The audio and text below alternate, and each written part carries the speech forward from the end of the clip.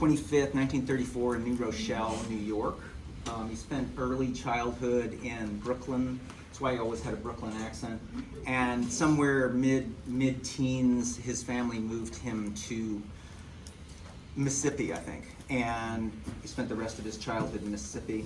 And he was educated at the Art Institute of Chicago in 1962.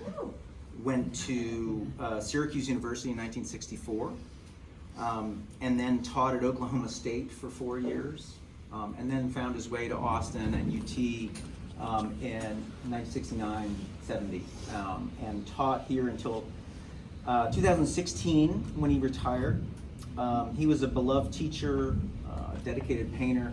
He also has a quite extensive set of notebooks and diaries and writing, which are quite beautiful and lovely, and we couldn't include them in the show just because that's a whole different endeavor in terms of works on paper. So, and actually this big sort of burnt orange piece, not that burnt orange, but you know, this orange piece over here is very text-based, which actually relates a lot to his notebooks and his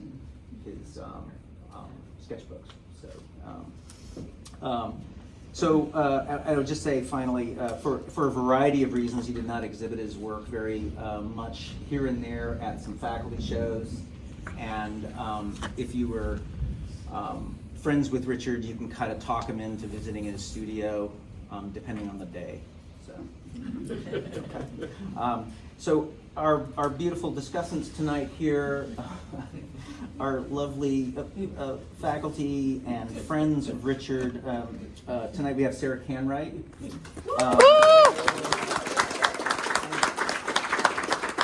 Sarah was a longtime studio faculty member at UT and friend of Richard's, so she knows his work well.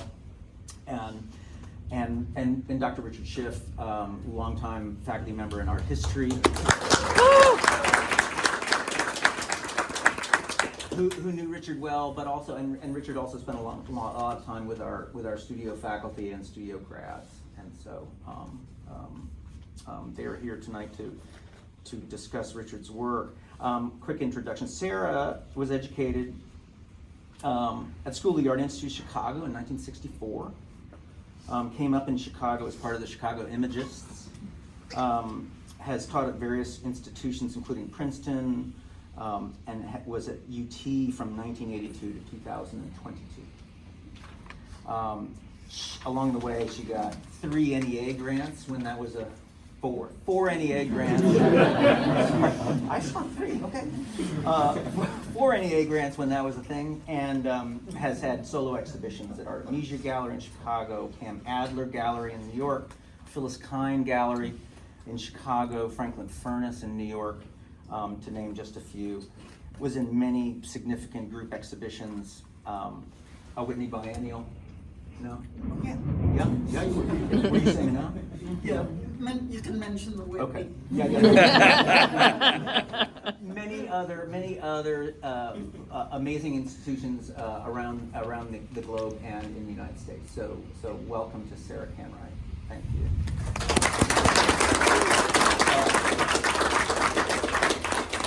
Dr. Richard Shiff is the Effie Marie Kane Regents Chair in Art and the director of the Center for Study of Modernism from 1989 to the present. He studied at Harvard for his undergraduate degrees, and his graduate work was at Yale. He's an art historian, a theorist. Richard also trained as an artist and continues to work in secret, I think. Sort of. Yeah. And is well known for his writing that is particularly sensitive to the creative process with all of its idiosyncrasies. He's someone willing to write about sensation and sensibility, which is lovely. Richard has a long resume. He's got books on Cézanne, Ellsworth Kelly, Jack Whitten, Donald Judd, Willem de Kooning, and many pages of prominent essays for major institutions. A couple of titles that jumped out at me: Natural, Personal, Pictorial, Corot and the Painter's Mark.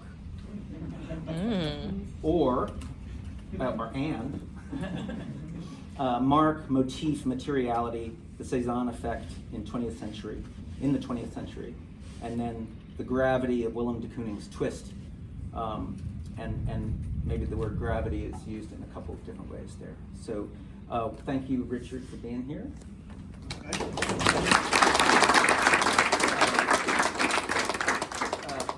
My name's Dan Sutherland. I make paintings and drawings, and that's my resume. And I got to UT as a young artist, and I'll just say this in terms of being sentimental. Richard was somebody I thought of as one of my art dads.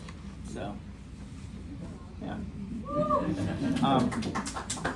So there are many ways to talk about art and artists, and I'm happy to throw out a topic tonight as a catalyst, or one of my colleagues could start us off. Well, I don't want to start you with a topic, but I do want to start with an anecdote.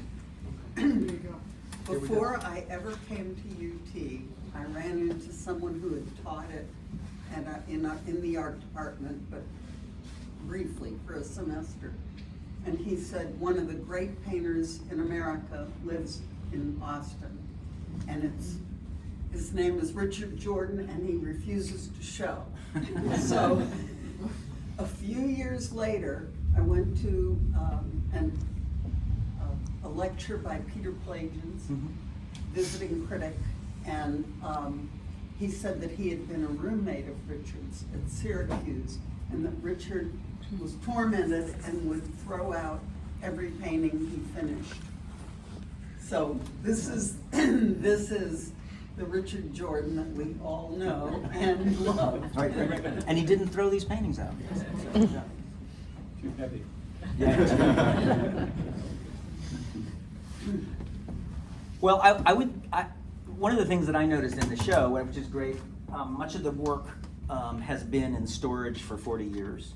So some of his colleagues saw a few of his works in his living room, and he had work in his studio that he'd be working on. But many of the works in the show were locked away in storage for many years. But I think it's a great cross section, and it also tells a story of somebody moving from image-based abstraction to kind of pattern and matrix-based work, which I think is an interesting cross-section for you. But in all of the work, there's something kind of doubtful, equivocated, or edited or reworked that runs through all of that work, which I think is something that is arguably a great place to start. What about reworking or rethinking a surface was so compelling, or was it an emotional state? So you referred to a creative process a moment ago, and some of these works, the creative process is right there because they don't look like they ever got scraped out. Mm-hmm. And instead of removing something, they're completely additive. Mm-hmm. So there's more and more and more, especially the one that you face when you come into the gallery. And that's a remarkable thing because these paintings, so many of them, are really low reliefs. Mm-hmm. And the effect depends on the irregularity of the surface, the up and down, up and down. It's in that red or orange, yellow and blue one there, the pattern is regular, so it's a steady beat, but in most of them it isn't steady, and it's very irregular, and there is this tension between a way of working that is regular, using a stripe, let's say, and adding more, contrasting one color with another, one stripe, another stripe. And yet the amount of paint on any one stripe is different. It varies. So, that's true in some of them, not true in others. There's also, I mean, in the process that you're discussing, or you know, the idea of addition, you know, a stripe gets added to, but it also gets slightly distorted. As it goes along. And it morphs, Yeah. right? And this front, I mean, I think that front painting is just a masterpiece, and I don't say that lightly. You know, there's a pattern, but it's sort of breaking out of its structure, right? And in unpredictable ways, and you know, it's like a stripe that's kind of out of control, right? And that's because of the addition, right? Yeah, it's like you know, having a scheme in mind and letting the scheme go its own way. Right. And become irregular. And in that one, when I was here yesterday looking at that one in the front, there are a few traces of green in there, you know, and it looks like there was once a lot more green in there. And so maybe he decided, let's get rid of the green. Right. I don't need it. But he didn't get rid of all of it. Right. And you don't know, you know, did he just not care at a certain point? Okay, there's a little more. Or is that little more doing something? And if you look at the places where the green is actually there, it looks like it's doing something. You know, like it's left there intentionally. But at the same time, it doesn't look that way. You know, it's just a You have to look residue for of it. the You have to process. kind of look for it. Yeah, Right, yeah. And then you see it and you wonder. And maybe he wondered too. It's also done by hand. It's not taped off, Right, yeah. which is, Yeah. and it's out of Yeah. the tube. Mm. And you can see him drawing with the tube very intentionally. In some of the earlier works, you can see a brush and brushwork at play, but he kind of quickly moves to squeezing paint out of a tube. He would come to school and say, you know, I put $300 worth of paint on my painting yesterday, and you know, his whole class would be like, wow.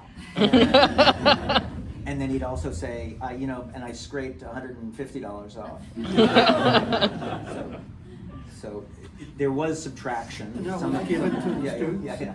Well, it's in a pile on the floor. So there was subtraction. Some of it you don't see. There are some paintings that have kind of trenches that you can see that he's sort of dug into those surfaces, and he had sort of woodworking chisels and palette knives that he would sort of dig trenches out of them with. So, yeah. One of the, sorry, go ahead. No, I just was gonna say something about the process. Always seemed to me that it was only additive. I mean, there may have been some subtraction somewhere along the line, but essentially it was an additive. It was by hand that he did this. But I would imagine every painting began as something that is unrecognizable by the finished work. And who knows what decisions were made. I remember visiting him in his studio and being really impressed with the painting. He said, oh no. And who knows what happened to it, but it certainly didn't stay in the state that it was in that day. Right. For those of you, there is a little bit of a description in the brochure for the show. But some of his later paintings, this front painting he worked on for I believe 9 years, and then he built a kind of a rigged easel in front of it to work on another painting until we moved the back painting down into his living room. So you know, it kind of painted on it for 9 years. It kind of dried up in his studio for 4 or 5 years before we moved it. So it is the front painting is 3 panels, and then when we were going to move it, he had clamped 3 canvases together and just kind of painted over them, and so we cut down through them with some piano wire down a couple of the crevices carefully, mostly carefully, and then moved them individually. So. How heavy are they? The front painting altogether is probably 400, 450, and then the central panels probably 200 or 250 of that, and then the outsides are 100-ish, maybe. Ish. So, ish. Yeah, they're beasts. Yeah. And maybe brings up an interesting topic. You know, Richard was not proactive about the work. He didn't say, I'm going to sit down and make a thick painting. You know, he had an idea for a matrix or a color scheme that he's going to work from. He had, you know, interests, you know, Gothic cathedral, stained glass, and you know, he would start and he would work, and the next day he would, you know, work and edit, and you know, he would come to school and say to me, you know, I think I can make this happen without it getting thick this year. You know, and it, you know, in the last 30 years it did not happen. So some of the stretchers that they're on are really not built in a way for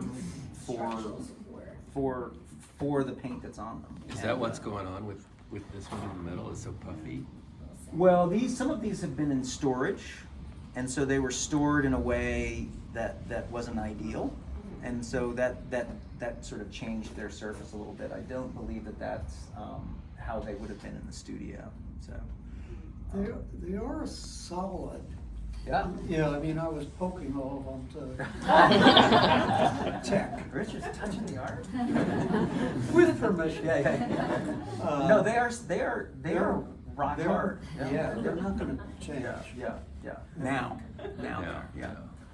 But some of these were not stored right, and that's you know, he wants to make the next painting. He's not thinking about storage, or he's not thinking about the structure of the stretcher,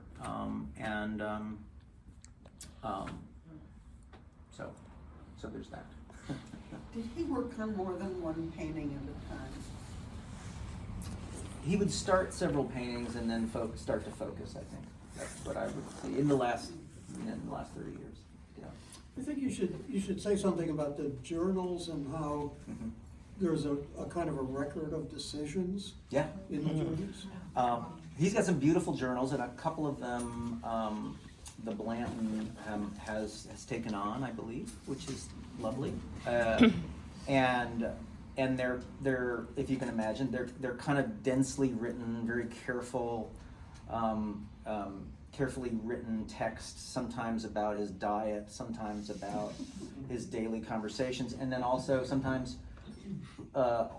often diagrams of moves that he's making in his paintings, and conversation about how he feels that day, and then I need to use more red and a diagram, and then you might have a date, right? But it's very densely packed, and they're really just beautiful records, and as it's kind of paint smeared on some of them. So I think Richard was a writer. He came to a dinner party that I had years ago, and in the studio, he wrote a huge, like a couple legal pad pages, full of very fine notes. But it was to me about my painting at the time.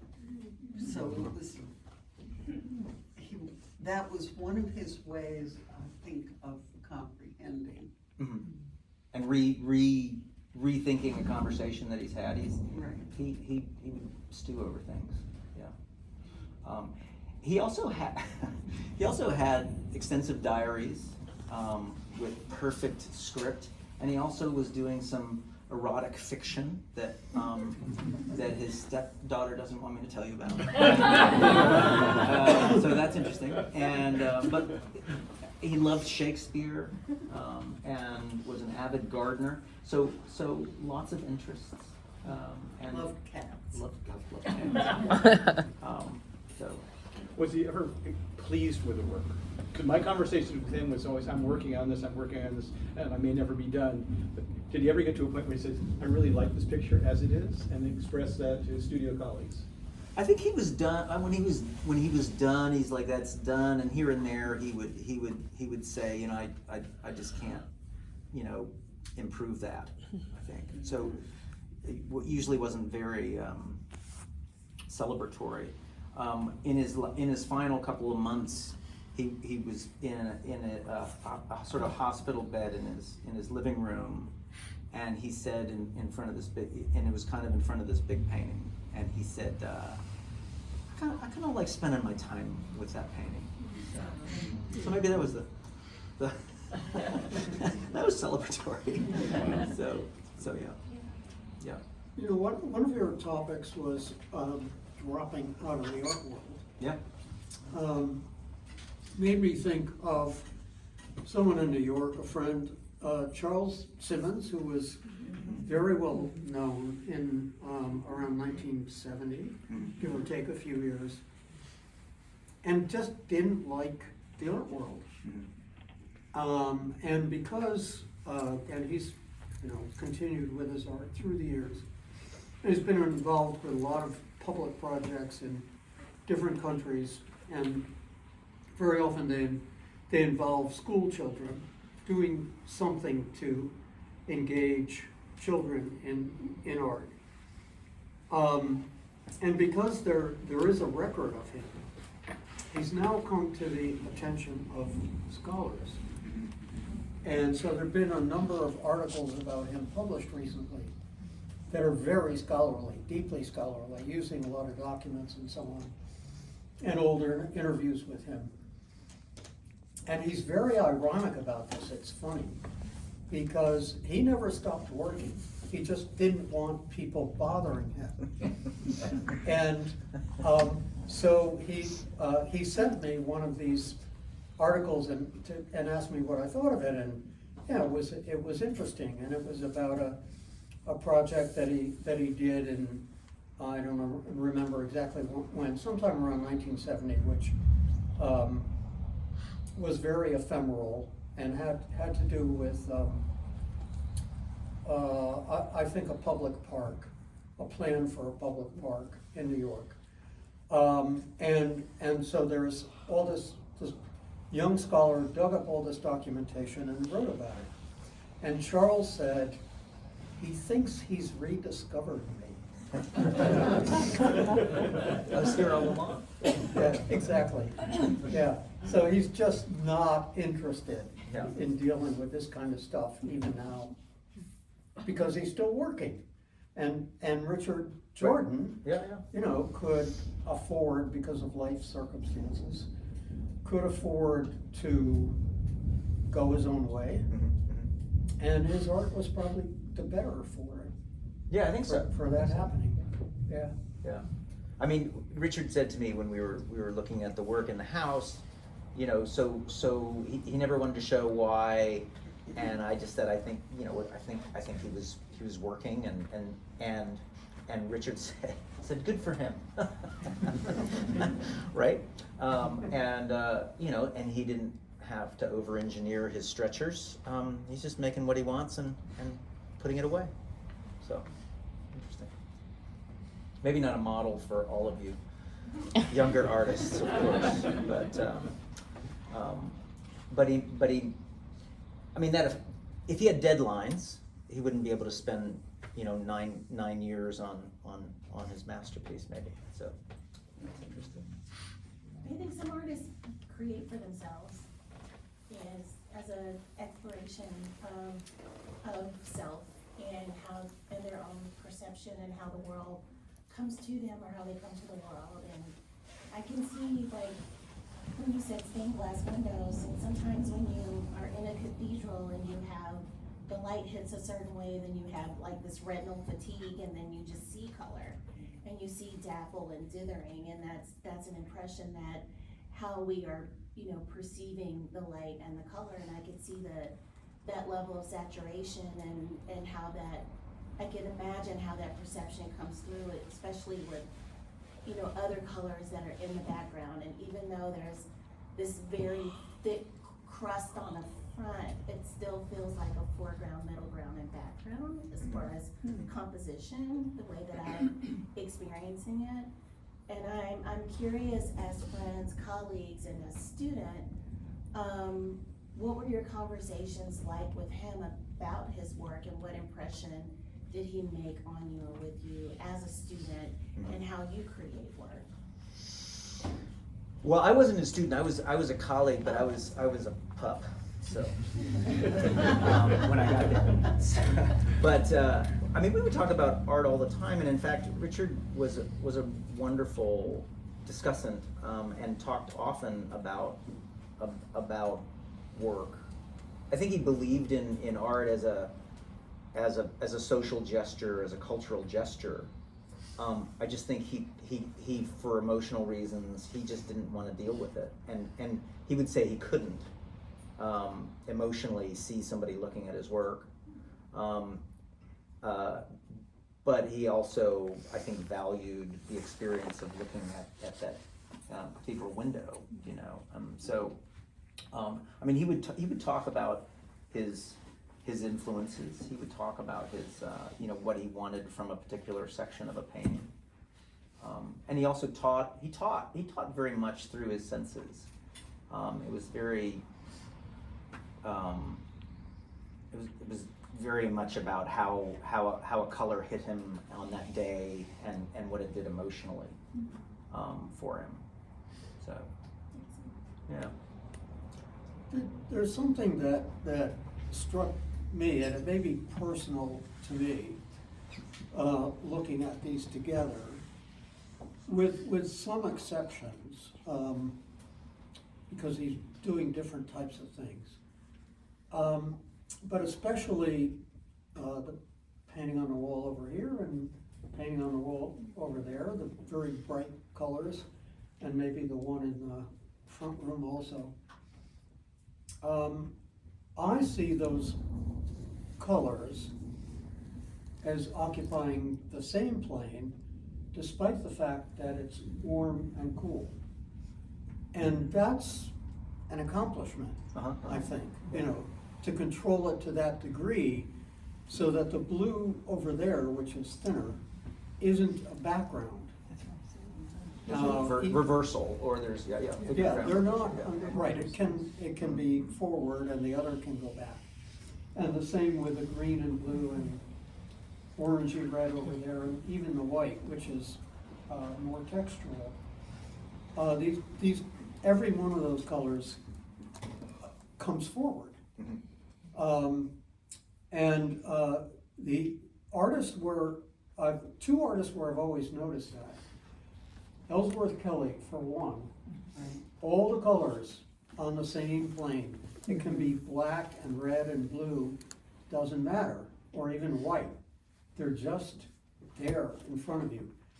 And Bridget Riley would make stripe paintings with 12 different colors, and none of those colors were recessive, even though they weren't primary colors. They were mostly secondary, tertiary colors. But the way she controlled it kept everything on the same optical plane, which I think is why those things are so powerful and strike you as unusual when you see them. And there's something of that in Richard Jordan, a capacity to do that with color.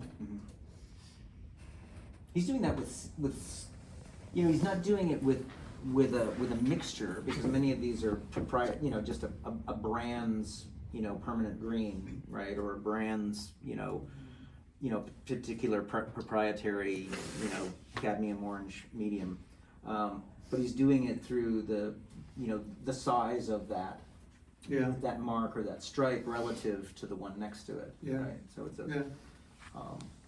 and of course physicality factors into it seems like too. So over there, the white, in his terms, probably has to be narrower and has to have that black Mhm, rounding mhm, too. mhm. Strange Yeah. kind of thing going on there. Yeah. Yeah, and I just remember in his house he had amazing carpets Mhm. and beautiful antiques, and particularly with these three paintings behind, Yeah. there's this sort of almost like woven sort of tapestry-esque, particularly with the middle one, and how I mean, they almost feel like stitching, but you know how sometimes in carpets that Mhm. you know there's multiple layers Mhm. within the carpet that Mhm. resonates. And I think that conversation with his home and the objects that he lived with, you know, I think were kind of his muse, or you know, you can kind of feel it. Mhm. Yeah, I can see that. Yeah. That's an interesting point. Mhm. That's interesting. Yeah, I was once, a couple times in his house, and I'm wondering about, because of his fascination about the glass, the windows of the churches. You know, the churches are very dark inside, like the light is really just coming through the glass, and so I'm wondering, would he have even liked this kind of presentation? Did he ever talk about that? It was like the house in my memory was always very dark. Yeah, yeah. In lit, and so it's very different atmosphere than this white wall. I've never seen his work in front of a white wall. I've only seen it in dark wooden environment, and so maybe some of you have seen him in the faculty show. I don't know. I'm curious, would you even like it to have his painting in front of a white, flat lit, bright Well, gallery? He would hate the fact that anybody's looking at the work. I think, but I mean, he would put work in a faculty show and be fine with it. I think he wasn't. He didn't do it often. No. He didn't do it often, but it was less about that it was going to be on a white wall and more about this. I'm just not ready for that. I can't handle that. Yeah. So What was the light like in the studio? it was very light in the studio. He bought special bulbs. He was always excited about neodymium bulbs. They have to be this, and so he was very particular in the studio, and it was lit. And it was small. And the studio, Yes, it was not a big studio. not a huge studio. Yeah, about this big. Yeah. So Jeff, you're remembering, and several others here too, faculty evaluation, right? Richard did not want to be evaluated, and he would not turn in his annual reports. And the executive committee would say year after year, "Oh, we love Richard, we love his work. I wish he'd fill out the damn piece of paper," because he would get no merit raise, and so his salaries were sunk and sunk and sunk. But as you mentioned before, he had independent means, so it didn't really bother him that much. But he was a conundrum. Well, he was should have been an example for us all. We should have gone on strike, all of us. If he could do it, we can do it. That show the provost. Did he keep up with like contemporaries, not in touch with them, but like there were some other painters who were dealing with a lot of weight, Orlitsky, Koons, and was he like familiar with those? I mean, not familiar, was he? Yeah. He would look at he would look at things and talk about them with students. I think if students brought them up, I mean, he wouldn't go through every month of Art Forum or anything like that, but he would. Go through a decade. Yeah, he might. Would he go and actually look at art? He traveled more when he was younger, and when he started to kind of tell himself that he had dietary issues, he kind of stopped traveling, I think. But he would travel to France with his wife prior to the 90s. What's that? Potatoes and beef for many years, yeah. So, yeah, beef steak, Only. yeah. Yeah, so. But then that changed, and then, yeah, so. Lots. But I would like to say, in relationship to looking at magazines, these three pieces are listed as being done in the 70s, and that's when minimal art was absolutely king. And I couldn't help but feel that he was conscious of it, because they're the simplest, even though they're complex. Right. You know what they remind me of is Richard Cousset-Dart. Yeah, right. Absolutely. Right. You know, because I was trying to think, you know, what artist of the generation ahead of Richard, or a couple of generations ahead, who would have been visible. Maybe Alfred Jensen. Yeah, possibly, Jensen, too. sure. Alfred Jensen. Combination of Jensen and Pousette Dart, yeah. But these are more Pousette Dart, and those are more Right. Jensen. Right. Yeah. Right. I was also thinking about Jay DeFeo. Yeah. Yeah, A little bit. yeah, for weight. For Wade, but also paint is becoming this sculptural element. Maybe it didn't seem like her tour de force was much about color in a sense, but it was certainly a relief structure built with paint. Some enterprising curator should have produced a show with Richard Jordan, Jay DeFeo, and 5 other artists Yeah. based on weight. Yeah. There's a weight limit, a minimum weight minimum. Yeah. Do you think he was aware of her work at that time? Yeah.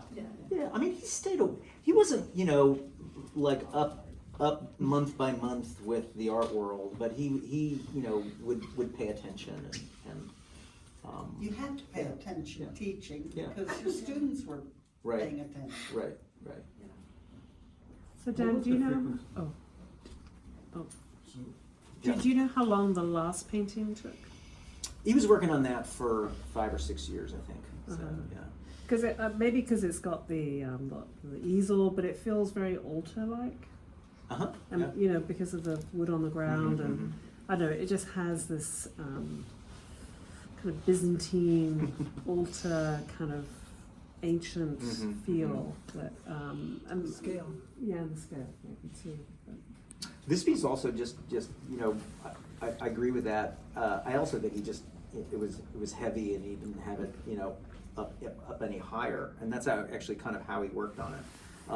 But some of those ridges have large 2-inch, 3-inch nails driven into the wet paint so that it holds the ridge up. So and you kind of can't see the nails in there.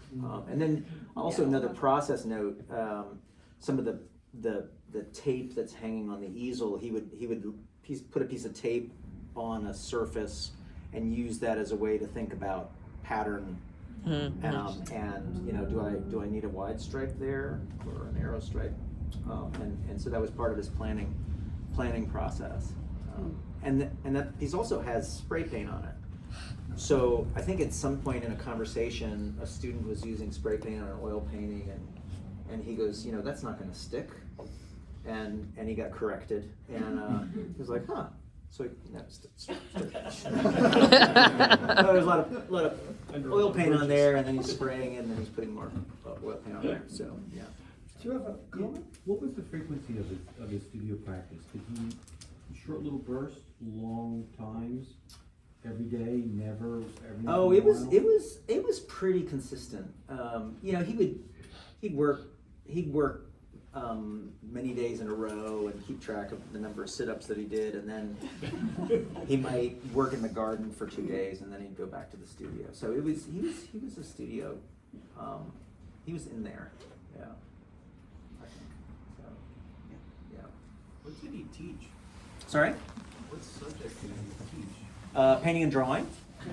Yeah. And are there any of his students here, former students?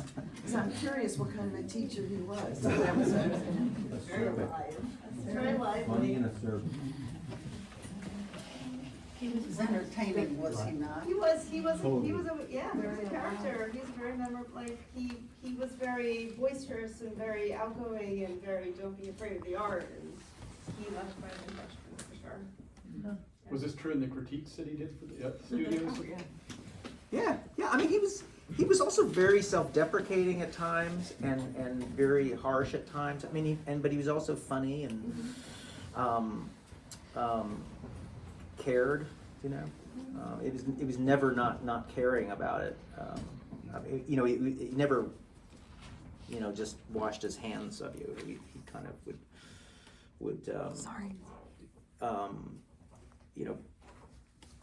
wanted you to get something out of the interaction, I think.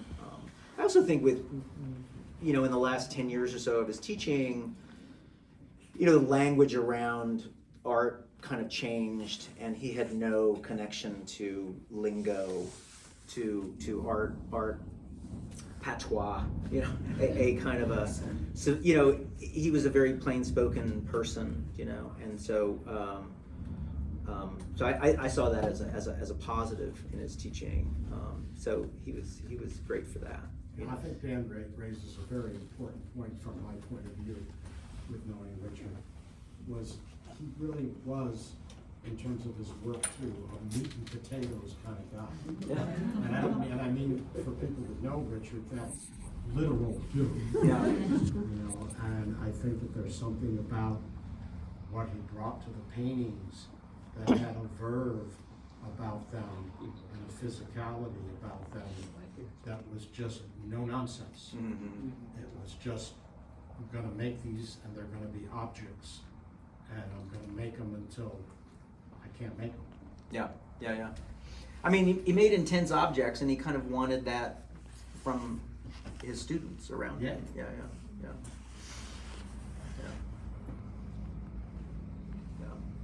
Yep. You have to be a UT professor to speak. No.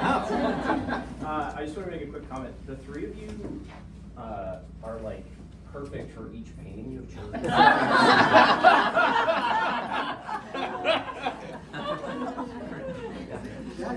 Dan's ventral color coordinated.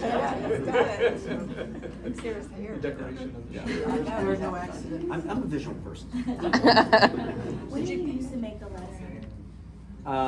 That's paint squeezed out of a tube. Yeah. And then he's got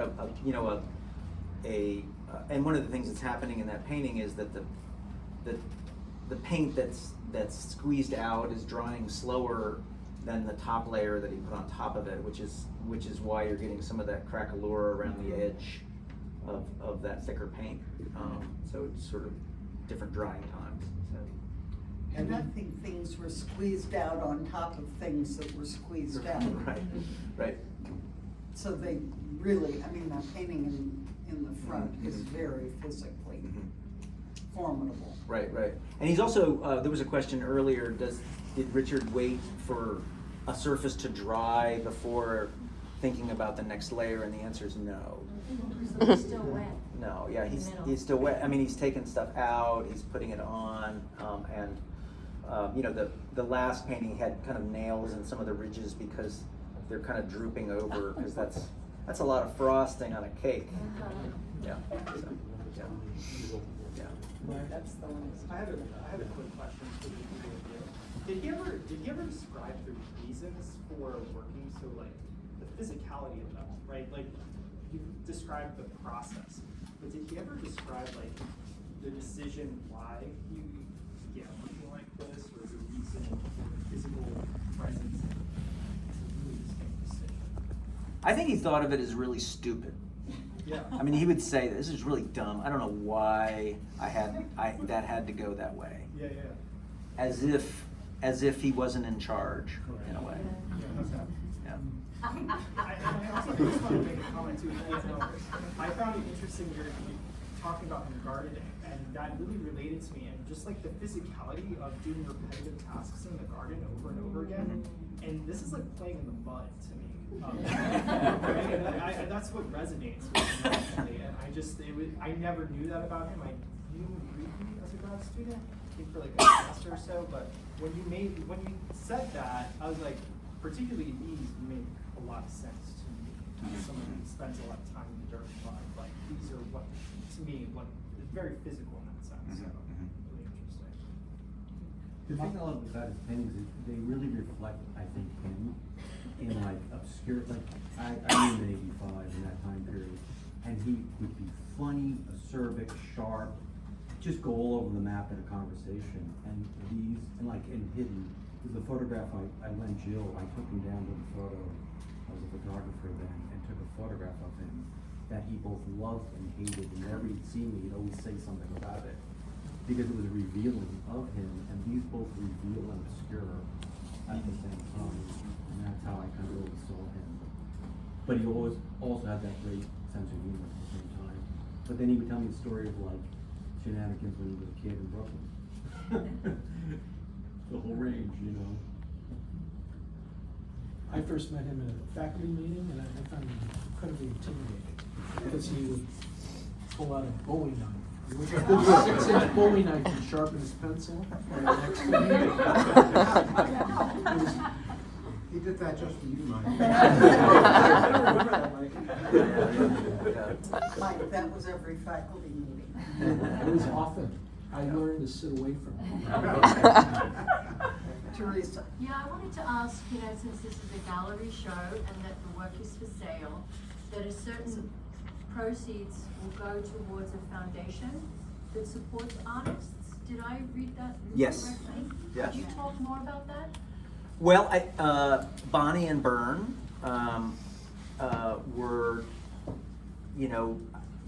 teaching for Richard was really incredibly important to him, and he actually really loved students, and it was also his only sort of social outlet in a way. So I don't know whether it's therapy so much, but there was that time at school where he was out of his own head for a little while. So I think Bonnie and Byrne knew this, and so they're part of why I'm so appreciative of Jill having this show is that it's really tricky to get institutions or anyone interested in somebody who doesn't have a resume, and Richard doesn't have a resume, and part of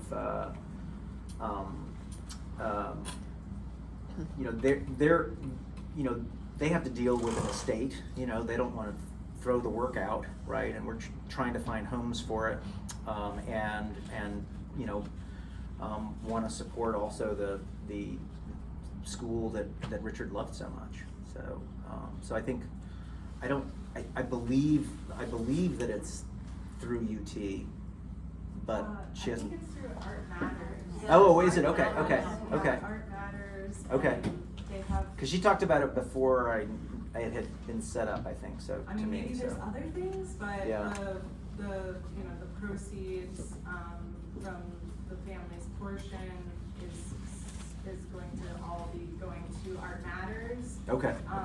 To give artists, students, fellowships and grants. Mm-hmm. And Art Matters, I think they manage that for, I guess, a lot of people. Okay. So. And Bonnie used to work for Art Matters. Oh, okay. I know she was. She had talked to me about setting up a I didn't know where she had completely set it up. So that's great.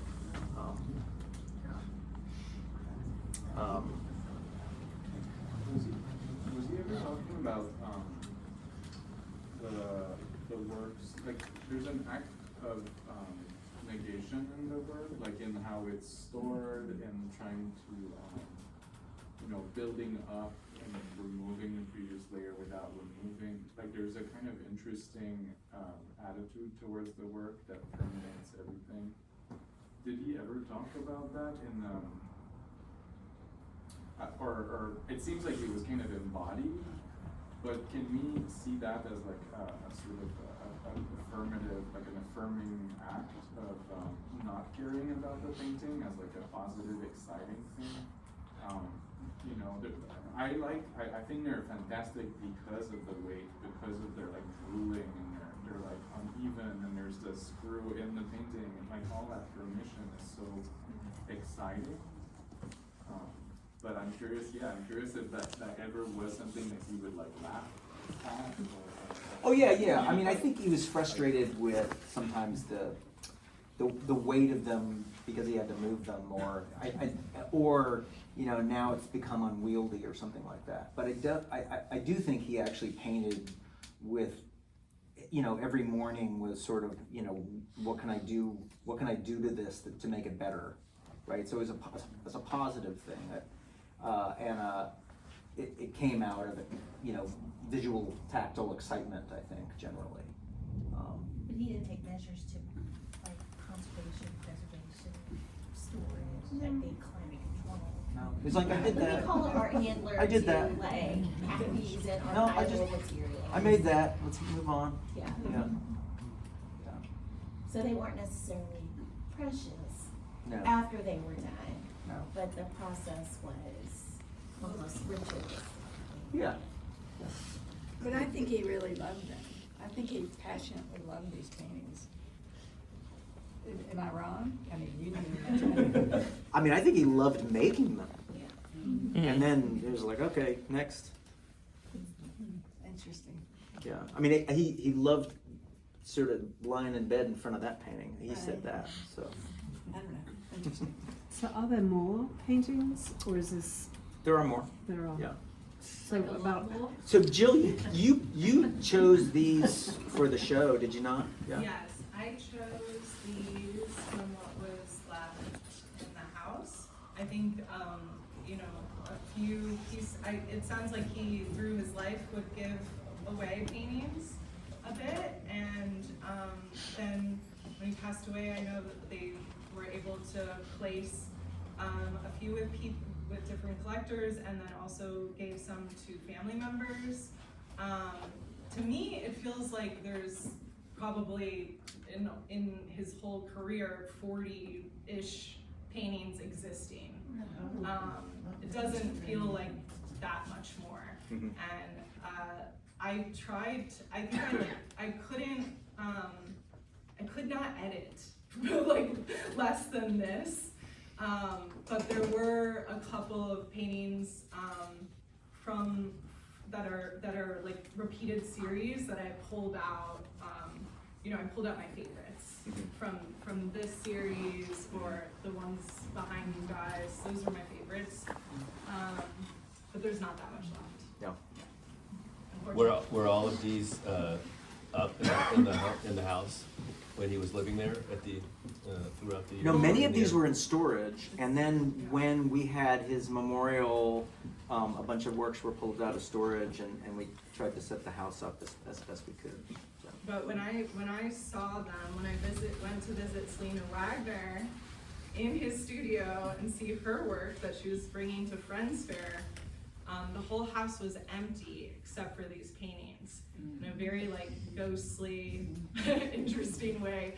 And a lot of them were just like leaned against the wall, which I guess is how he did like to display some of them.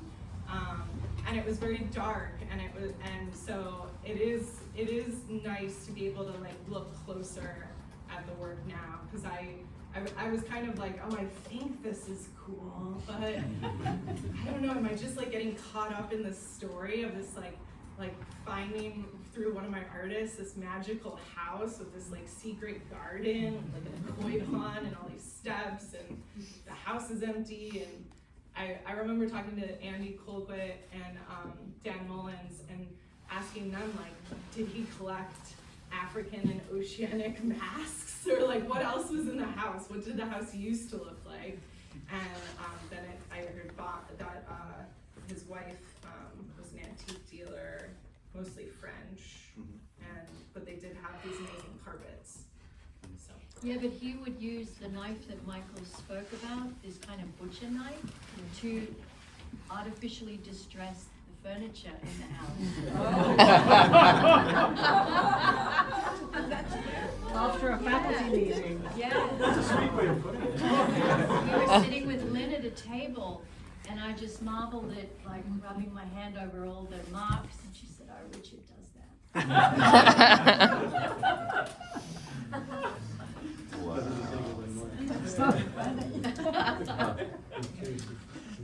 Did you have any other thoughts or comments? It's so beautiful. Well, you know, just a general comment. I was about the selection here.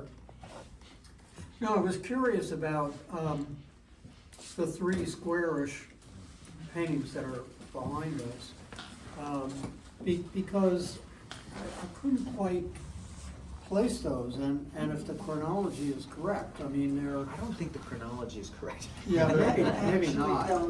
I think those are Are they earlier. I think Yeah, they're because earlier. now they make more sense if they're earlier, yeah. Because they, they're vaguely figurative or still lifey, and I couldn't place them in terms of 20th century art. Soutine? Soutine? I think you begin with. Soutine? Dark. Somewhat, I was thinking of Cobra group, maybe. Like Alan Appel. Davies also. Yeah. You begin with Rouault in the back, those two Sure, I paintings didn't back there. think of Rouault, yeah. Yeah, and also, I felt like he was, I have no idea, but I wondered if Rouault was also something of a model because he destroyed so many of his own works. It's interesting, You it's know, stained glass. And Rowe was much better known in the 50s, 60s than now. Yeah. Right, And I remember him from art history, actually. Yeah, well, right, when we learned art history, that Those are moderns. It was a long time ago. Yes, very major artist at that time, yeah. Yeah. Considered very contemporary. Right. Even though he wasn't. Right, Yeah, right. yeah. So did he somehow tell people that those were from the 80s? How did whoever decide that? What, so the cataloging that we have here, it's all circa decades. And Bonnie, his stepdaughter, kind of put these numbers together, but I've even heard her mention different decades now for certain ones. So I think ultimately at some point when somebody has time to go through all of the journals, those years can be refined. Yeah. But I didn't even project, put yeah. any of the sketches or journals in this show because I haven't had time to at all begin to digest that body of work, and I think it's actually a show in and of itself. Yeah. So that's why those are not. Are there separate sketches, or is it all part of the sketchbook? Dan? Dan. I've got 5 boxes of journals and sketchbooks at my place, and then Bonnie's got boxes of them, and he was busy, and you know some of the sketchbooks are just full of copies of Van Dyck and Rembrandt, and then you know another looks like he's looking at Agnes Martin for 4 sketchbooks, and so they're actually quite beautiful, and you know he's really being a student in them in a way, which is quite beautiful, and he's got a amazing drawing hand. Yeah, that was surprising. Yeah. That he had that much interest in doing serious figure drawing. Whereas, you have someone like Barnett Newman who becomes a very abstract artist, never really could draw and wasn't interested in drawing. And a lot of artists who became major abstractionists were just never interested in drawing representationally. Were they professors though? Because I don't know that I heard you say earlier that he taught drawing and painting. I would expect a professor who teaches drawing to. Well, he could draw. He could draw, but he didn't teach the way you might imagine. I mean, like, there's a drawing class, make some drawings. It's a psychological outlet for Say it him. again, sir. Say that again. Teaching was a psychological outlet. He loved engaging with students and with their work, but it was psychologically based, his responses to things. And when I looked at paintings originally, I thought, it's all about an assertion and then not a retraction, but another assertion on top of it. It's assertion followed by doubt, followed by another assertion, followed by more doubt, followed by another assertion. Did he give up? Richard once told me that he needed to feel all the layers even though they're covered up. In other words, that there was something from the underneath that he could see and feel no matter how many layers he put on. He knew what was there before, and that had to have a presence of some kind to be able to get the going forward presence. It had to come also from the behind.